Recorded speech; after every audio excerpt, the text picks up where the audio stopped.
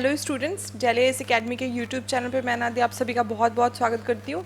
Topper से मिलने की जो कड़ी है उसमें टॉप 10 के एक टॉपर आज हमारे साथ में है। शिक्षा शर्मा जी हमारे साथ साथ में है। रैंक 4 इनको मिली है और डीसी की पोस्ट इनको मिली है इस बार। तो आइए इनसे जानते हैं कि इनका सफ़र कैसा रहा, कैसी इनकी प्रिपरेशन थी और टॉप करने के बाद इनको कैसा फील हो रहा है। तो सबसे पहले आपका बहुत बहुत स्वागत है हमारे स्टूडियो में thank you so much ma'am. और आपको बहुत बहुत बधाई टॉप करने के लिए। टॉप 4 में आना अपने आप में एक बहुत बड़ी बात है। Thank you so much ma'am. और एक्चुअली में ये मेरा तीसरा अटैम्प्ट है। ओके। इससे पहले 2020 में और 21 में मेरा प्रीलिम्स रुक गया था। 2022 में फिर मेरा प्रीलिम्स फाइनली क्लियर हुआ है एंड देन पहला ही मेंस और पहला ही इंटरव्यू है। ओके, तो फर्स्ट टाइम पे ही आपने टॉप कर लिया। एक्सपेक्टेड था पहले से या फिर एकदम सडनली सरप्राइजिंग था आपके लिए भी? फोर्थ रैंक तो डेफिनेटली सरप्राइजिंग है। ओके। लेकिन मेंस पे मैंने थोड़ा ज़्यादा फोकस किया था। मेरा टारगेट था कि इस बार कोई पोस्ट मिल जाए फिर मैं आगे और प्रिपरेशन कर लूँगी। लेकिन फिर by the grace of God ये इस बार पहली अटेम्प्ट में इस बार हो गया। ओके, तो काफ़ी अच्छा सही है ये कि first pre first mains first interview और आप टॉप में हैं। क्या परफॉर्मेंस में आपने स्ट्रैटेजी कैसे फॉलो की, क्योंकि जब फर्स्ट एंड सेकेंड टाइम आपका प्री भी नहीं निकला था तो उससे कैसे इम्प्रूव किया आपने? सडनली इतना ड्रास्टिक चेंज आया जिससे। मैम प्रीलिम्स में जो मुझसे गलती हो रही थी वो मैं कहूँगी कि क्वेश्चन पेपर को मैं जज नहीं कर पा रही थी। कई बार मैंने ऐसे क्वेश्चंस को अटेम्प्ट कर दिया था जो नहीं अटेम्प्ट करने लायक थे, तो माइनस मार्किंग मेरी काफ़ी ज़्यादा हो रही थी। इस वाले अटेम्प्ट में मैंने ऑब्जेक्टिव्स नंबर ऑफ़ ऑब्जेक्टिव्स मैंने बहुत ज़्यादा लगाए हैं, टेस्ट सीरीज़ मैंने बहुत ज़्यादा लगाई है। तो मुझे ऐसा लगता है कि उसी वजह से मेरा कॉन्फिडेंस बिल्डअप हो चुका था प्रीलिम्स के कुछ दिन पहले तक। और बहुत ज़्यादा ऑब्जेक्टिव्स लगाने से ये भी अंदाज़ा हो गया था कि अगर ऐसे क्वेश्चंस आते हैं जो बनने लायक है तो वो मुझसे गलत नहीं होंगे। तो बस मुझे लगता है कि यही चीज़ मेरे वर्क कर गई इस बार और प्रीलिम्स ओके, क्लियर हो गया। टेस्ट सीरीज का काफ़ी फ़ायदा हुआ जी आपको। जी जी। तो जिनका बहुत बार होता है, 4-5 बार भी कई लोग का प्री नहीं निकलता, उनकी मेंस की प्रिपरेशन बहुत अच्छी होती है बट प्री में अटक जाते हैं। स्पेशली सी सेट का जो पोर्शन है वो कई बार क्वालिफाई नहीं कर जी पाते, उसके लिए कैसे स्ट्रैटेजी फॉलो करनी चाहिए? सी सेट के लिए मैम मैंने जो किया था वो ये था कि पहले अभी लैंग्वेज के क्वेश्चंस काफ़ी ज़्यादा आ रहे हैं, तो लगभग 40 क्वेश्चंस आ जा रहे हैं लैंग्वेज के। तो मैं लैंग्वेज को मैंने पहले अच्छे से कर लिया। उसके ओके। बाद मैं इंजीनियरिंग बैकग्राउंड की हूँ, लेकिन उसके बावजूद कई बार मैथ्स नहीं बनता है। तो ओके। मैंने ये किया था कि ओवर कॉन्फिडेंट ना हो, इसके लिए मैंने जो प्रीवियस ईयर पेपर्स की कंपाइलेशन मार्केट में काफ़ी आती है, तो मैंने प्रीवियस ईयर क्वेश्चंस को बार बार लगाया था। तो ओके। उससे ये हुआ था कि एक बार में अगर मैं सिटिंग में बैठती थी तो मेरे डिफरेंट डिफरेंट पैटर्न के जो क्वेश्चंस होते तो मैंने एक बार में ऐसे सॉल्व करने की मैं कोशिश करती थी।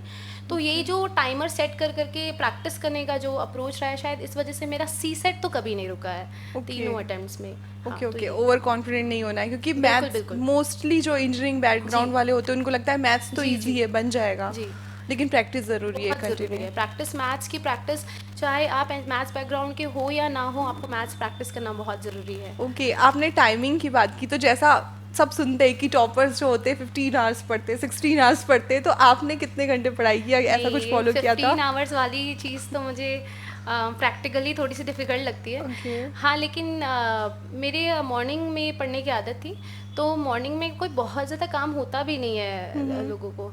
तो अगर फेस्टिवल भी है तो वो थोड़ा-सा एकदम सुबह से फेस्टिवल तो होता नहीं। बिल्कुल। तो जो मेरी मॉर्निंग में पढ़ने की आदत थी, इस वजह से मेरा जो मॉर्निंग का जो शेड्यूल था ना वो बहुत ज़्यादा कभी डिस्टर्ब नहीं हुआ। ओके। तो अगर फेस्टिवल भी होता था तो 3-4 घंटे हो जाती थी, 3-4 घंटे लगभग हो ही जाती थी। और बाकी ऑन एन एवरेज 6 घंटे मेरी रेगुलर पढ़ाई रही है, 6 घंटे। जब एग्ज़ाम आता है ऑटोमेटिकली सबकी पढ़ाई के आवर्स बढ़ ही जाते हैं, वो प्रेशर रहता है एग्ज़ाम का। लेकिन अगर जैसे रेगुलर बेसिस की बात करूँ तो 6 आवर्स, 6 टू साल भर 7 में, आवर्स साल बस। भर आपको कंटिन्यू पढ़ना है, बिल्कुल 6 आवर्स बिल्कुल बिल्कुल। ज़रूरी है। जी। ओके, आपने बी किया, मतलब आप एंटायरली डिफरेंट फील्ड में थी, फिर कैसे विचार आया कि सिविल सर्विस को चूज़ करना है? यहाँ तक कैसे ये जर्नी कैसी रही? एक्चुअली मैं इंजीनियरिंग करने के थर्ड ईयर में मैंने डिसाइड किया था कि सिविल सर्विसेज करना है। धीरे धीरे क्या होता है इंजीनियरिंग में, धीरे धीरे समझ में आना शुरू होता है। जब आपकी सेकेंड ईयर थर्ड ईयर में आप जाते हैं तो ब्रांच ओरिएंटेड पढ़ाई तब शुरू होती है। फर्स्ट ईयर में तो ओके। कॉमन सब्जेक्ट्स ही रहते हैं। सेकेंड ईयर थर्ड ईयर में आने के बाद जब मैंने जिस जॉब प्रोफाइल, इंजीनियरिंग की जो जॉब प्रोफाइल होती है उसके बारे में जाना कि अब मुझे करियर की तरफ बढ़ना है। अलर्ट हो जाते हैं सेकंड थर्ड जी, ईयर से कि अब बिल्कुल। करियर किस डायरेक्शन में जाना है। तो बस उसी वक्त मेरे आसपास कुछ लोग भी सिलेक्ट हुए, सिविल सर्विसेज की जॉब प्रोफाइल के बारे में जानने को मिला, तो फिर ओके, डिसाइड किया कि ये प्रोफाइल मेरे लिए सही है और इसी की प्रिपरेशन करनी है। ओके। 19 में आपने प्रिपरेशन स्टार्ट की थी, तो जी अब आप कॉलेज में थी उस टाइम पे? जी जी जी। एक्चुअली मैं 2019 में मेरा थर्ड ईयर का एंड सेम जो था, उसी दौरान मैंने प्रिपरेशन 6 सेमेस्टर में ओके। मैंने शुरू की थी। तो उस वक्त मैं अंडर एज थी, तो थोड़ा बहुत पढ़ना शुरू कर दिया था, क्योंकि डिसाइड हो गया था कि सिविल सर्विसेज ही करना है, तो फिर टाइम वेस्ट नहीं बिल्कुल, करना चाहिए सही करके है। फिर मैंने शुरू कर दिया था। ओके, और उस वाले अटेम्प्ट में मैं अंडर एज थी, तो वो अटेम्प्ट मैंने दिया नहीं, 2019 वाला। फिर 20 वाले अटेम्प्ट में मैंने थोड़ा सा कॉलेज के, उस वक्त भी मेरा फाइनल ईयर जी, के बिल्कुल। साथ साथ मैंने पढ़ाई की थी, तो फाइनल ईयर के साथ करने की वजह से प्रिपरेशन शायद उतनी इफेक्टिव हो नहीं पाई, तो वो अटेम्प्ट क्लियर नहीं हुआ। 21 में ऑल्दो कॉलेज तो ख़त्म हो गया था, लेकिन कुछ गलतियां मैंने कर दी 21 वाले अटेम्प्ट में। जैसे पेपर थोड़ा ऑफ टू द ट्रैक था, तो मैं जज नहीं कर पाई पेपर को, और थोड़े गलत ओके, क्वेश्चंस मैंने टिक कर दिए, तो उस वजह से उस बार रुका। 2022 में मैंने अपनी गलतियों को सुधारने के बाद ओके, फोकस किया, तो प्रीलिम्स क्लियर हुआ। Okay, okay. तो ये क्या सही टाइम होता है कि अगर आपने फाइनली डिसाइड कर लिया है, अगर आप ग्रेजुएशन कर रहे हैं या कुछ भी कर रहे हैं, तो आप साथ में प्रिपरेशन स्टार्ट कर दीजिए, ये स्ट्रैटेजी सही मतलब वर्क करती है? मेरे हिसाब से कॉलेज की एकदम शुरुआत से तो नहीं, 1-2 साल, क्योंकि कॉलेज की पढ़ाई को बैलेंस कैसे करना है समझने में थोड़ा लग जाता है। ओके, तो मैंने इस वजह से जब थर्ड ईयर में मुझे थोड़ा सा फंडा समझ आ गया था कि ठीक है कॉलेज के एग्जाम्स कैसे क्रैक करने हैं। तो वो फंडा अगर आपको समझ आ गया, आप स्टेबलाइज हो गए और आपके पास काफ़ी समय बच रहा है कॉलेज के बाद भी, तो आपको समय नहीं वेस्ट करना चाहिए। ओके। मतलब जितना जल्दी आप आएंगे प्रिपरेशन स्टार्ट हाँ, करेंगे, आपके एग्जाम निकलने कॉन्सेप्ट के बिल्डअप हो चांस। जाएगा। Okay, okay. मेंस की प्रिपरेशन जो होती है प्री से काफ़ी डिफरेंट होती है, जी क्योंकि कॉन्सेप्ट अलग हो जाता है, आपको फैक्चुअल डेटा कम याद रखना जी। पड़ता है, और आंसर राइटिंग की प्रैक्टिस बहुत इंपॉर्टेंट है। तो जब शुरू में तो आपने मेंस नहीं दिया था, तो मेंस की प्रिपरेशन के लिए आप डेली आंसर राइटिंग करती थी, या उसको कैसे फॉलो किया फिर? मैंने ऐसे किया था कि मैं लिख के देखती थी आंसर्स को, और उसके बाद मैं चेक करवाती थी उसको, और उससे आपको अगर फीडबैक मिलता है कि आप जैसे कि हमारे CGPS में तो वर्ड लिमिट है, बिल्कुल। वर्ड लिमिट है, तो आप बहुत ज़्यादा एक्स्ट्रा चीज़ उसमें नहीं डाल सकते, आपको एज इट इज़ या जो एकदम प्रिसाइज जो पूछा गया है वही लिखना बहुत ज़रूरी है। ओके, तो मेंस की आंसर राइटिंग मैं ये कहूँगी कि जितना आप लिखेंगे और उसको फीडबैक लेंगे, वो धीरे धीरे इंप्रूव होने लगती है answer मतलब वही टेस्ट सीरीज वगैरह ज्वाइन टेस्ट करना सीरीज, इम्पोर्टेंट है हाँ। आपके लिए। जो अभी कुछ पैटर्न में ऐसा देखा गया है कि स्टूडेंट्स जो प्रिपरेशन करते हैं, या बुक्स वगैरह में भी जो मटेरियल मिलता है, उसमें जो 2 नंबर के क्वेश्चन रहते हैं, वो कभी कभी 8 नंबर वाले क्वेश्चन में भी पूछ ले आते हैं वो टॉपिक। तो उसको कंप्रेस करना या इलेबोरेट करना, उसमें क्या फॉलो करना चाहिए बच्चों को? अगर वर्ड लिमिट कम है तो आपके पास ज़्यादा स्कोप नहीं है उसमें, आपको जितना आता है, क्या होता है ना, वो word limit maximum word limit होती है, उतना लिखना ही है ऐसा कंपलसरी नहीं होता।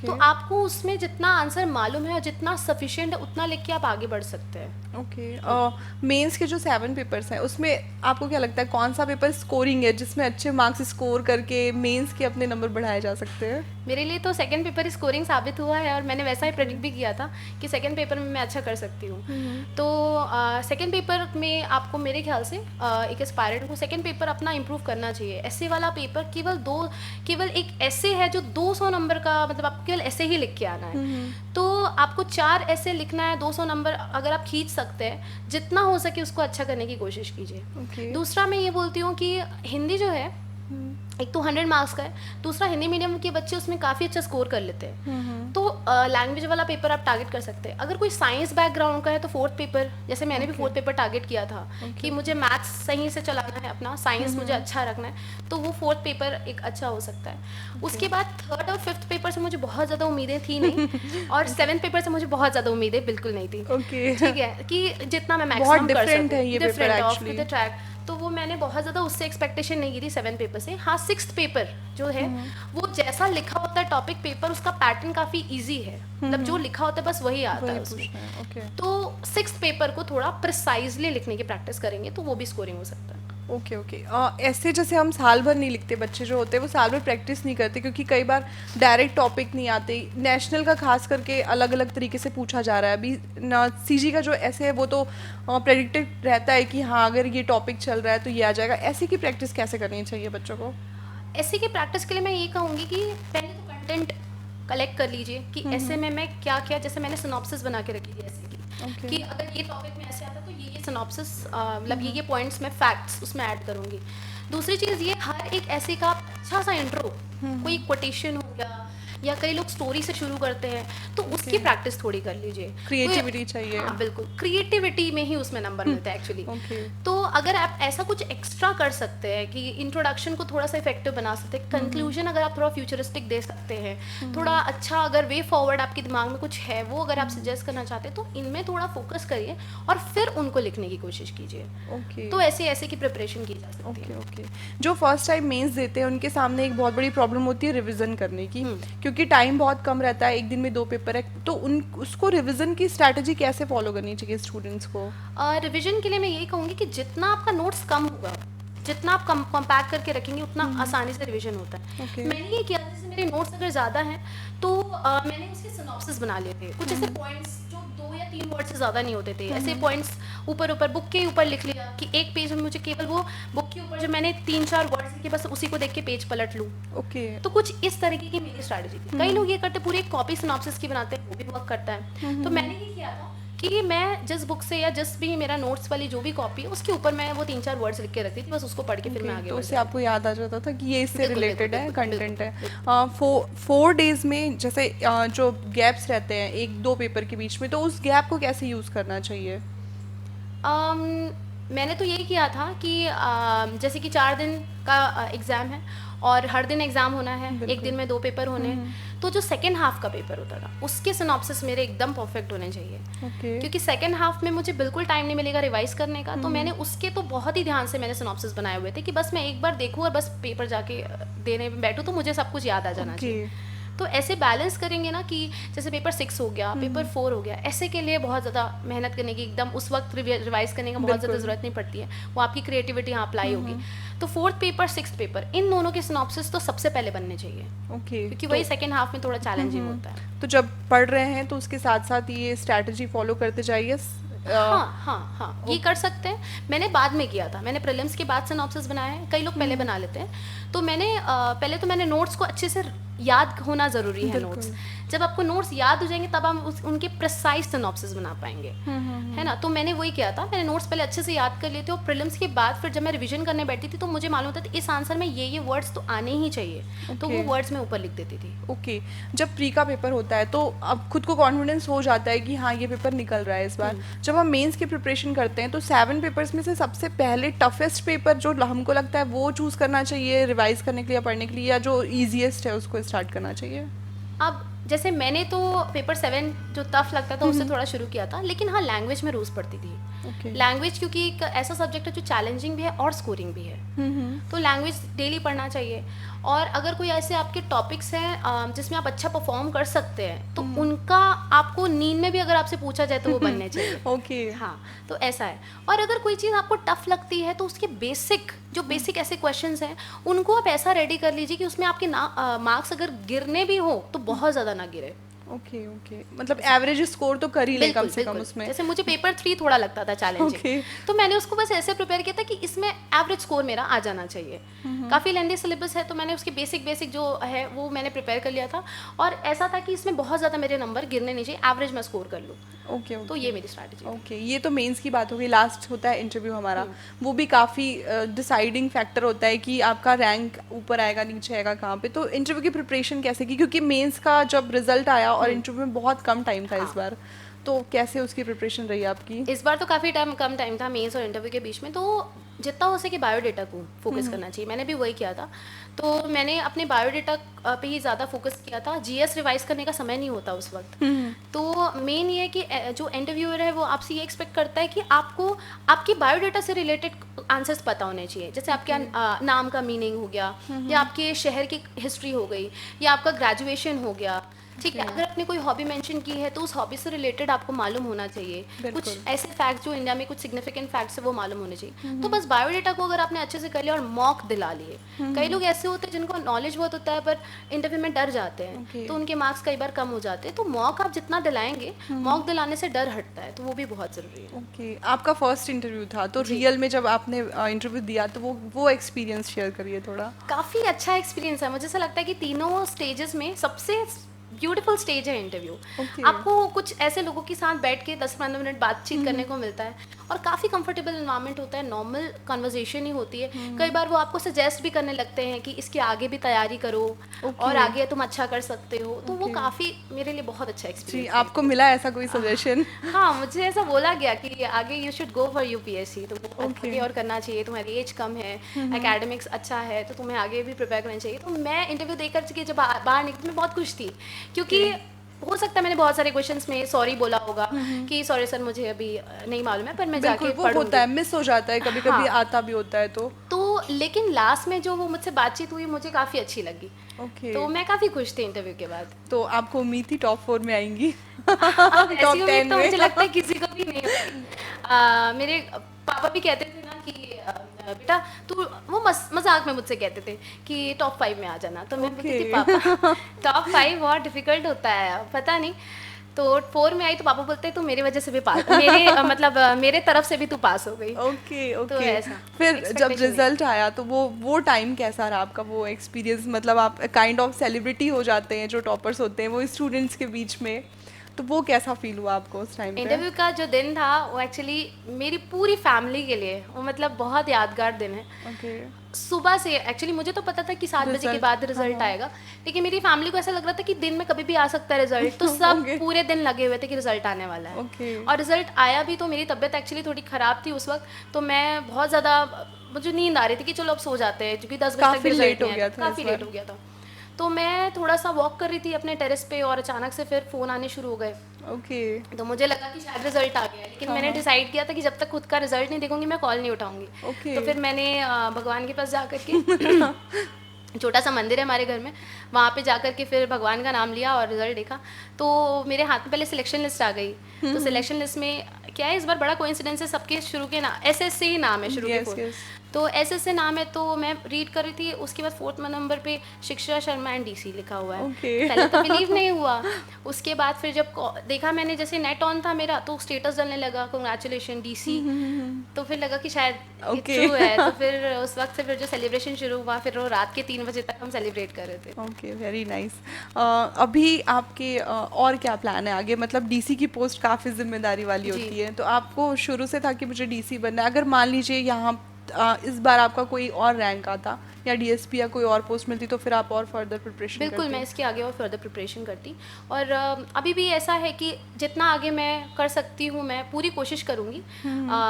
भगवान की जितनी मेरे पर, बिल्कुल। मेरे लिए जितनी इच्छा उनकी होगी, मैं अपनी तरफ से अभी अपना 100% दूंगी। जहाँ तक मैं आगे जा सकती हूँ वहाँ जाने की कोशिश करूँगी। बिल्कुल शिक्षा जी, बहुत अच्छी बातें कही आपने। लास्ट में हम चाहेंगे आप हमारे व्यूवर्स को, हमारे स्टूडेंट्स को जो आपको एडमायर कर रहे होंगे अभी, उनको एक मैसेज दीजिए कि कैसे वो अपनी प्रिपरेशन कंटिन्यू करें और डाउनफॉल हो या फिर किसी भी सिचुएशन से कैसे वो कम्पीट करके आगे बढ़ें।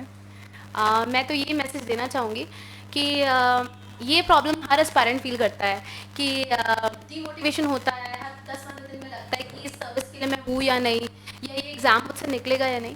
तो उस वक्त केवल इतना ध्यान रखिए कि आपने डिसाइड कर लिया है कि आपको यहाँ आना है, और उसके बाद कितने भी नेगेटिव आपको लोग बोलने लगे कि छोड़ दो, कितने साल से लगे हुए हो, कोई दूसरा एग्ज़ाम देखो या प्राइवेट जॉब में चले जाओ, तो आपको उससे फ़र्क नहीं पड़ना चाहिए।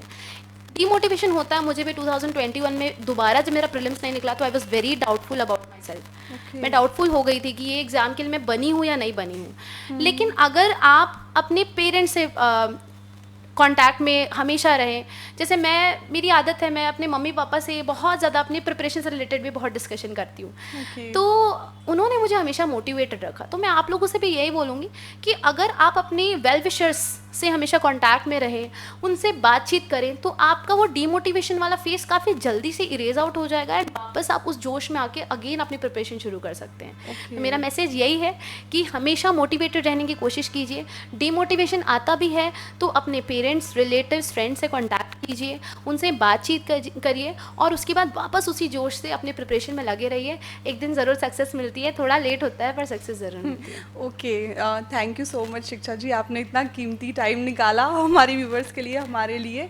एंड आई होप कि आप जहाँ पे भी जाएं आप आपका फ्यूचर बहुत ब्राइट हो। हमारी विशेज़ यही है दिल्ली आईएएस एकेडमी की तरफ से आपको।